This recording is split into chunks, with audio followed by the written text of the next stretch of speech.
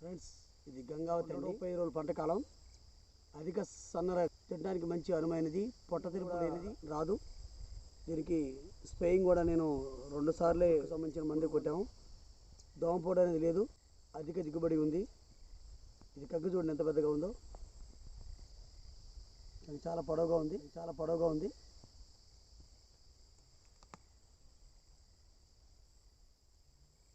Gangavathi fine quality, చాలా సన్న గింజ. బీపీటీ కంటే కూడా సన్నగ రకం.